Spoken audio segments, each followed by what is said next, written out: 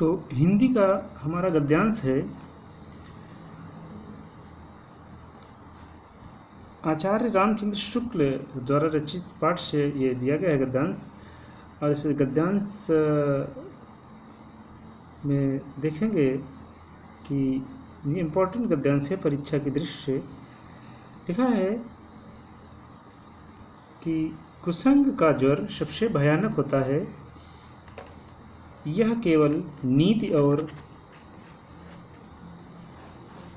सद्वृत्ति का ही नाश नहीं करता बल्कि बुद्धि का भी क्षय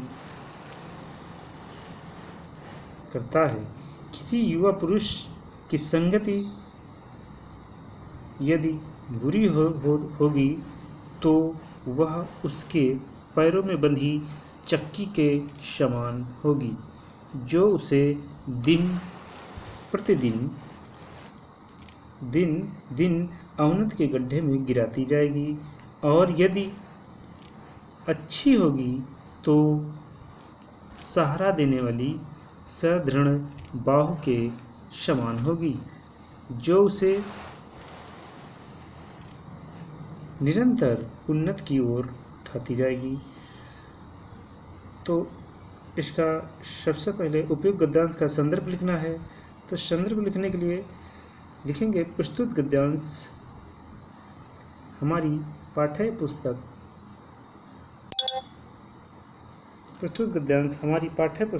पुस्तक में संकलित मित्रता नामक पाठ से लिया गया है। इसके लेखक हिंदी गद्य के प्रणेता आचार्य रामचंद्र शुक्ल जी हैं।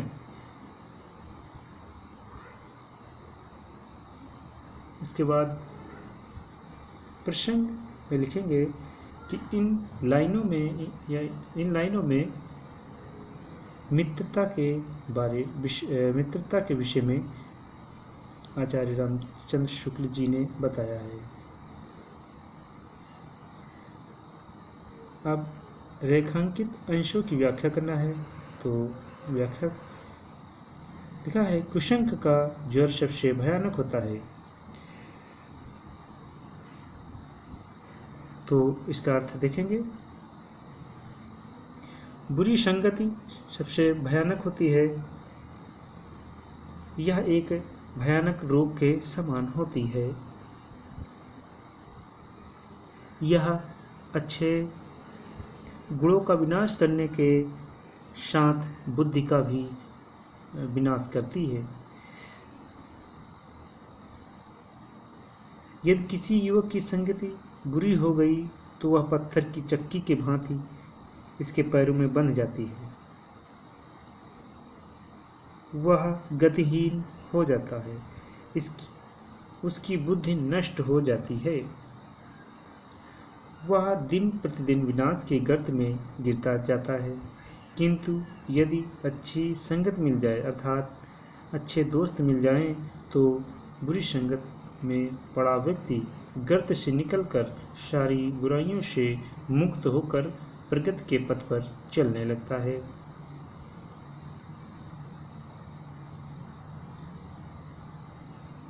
क्योंकि कुसंगत का प्रभाव जो होता है वो बहुत ही विनाशकारी होता है।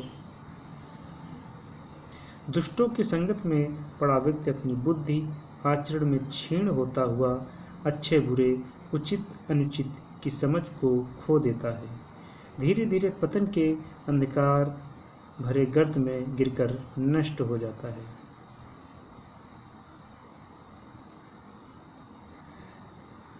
इसीलिए व्यक्ति को बुरी संगत से सदैव बचना चाहिए। इसलिए हमें सदैव, आचार्य रामचंद्र शुक्ल जी कहते हैं कि हमें सदैव अच्छे मित्रों का साथ करना चाहिए। तो इसका ये रेखांकित अंश की व्याख्या हो गई।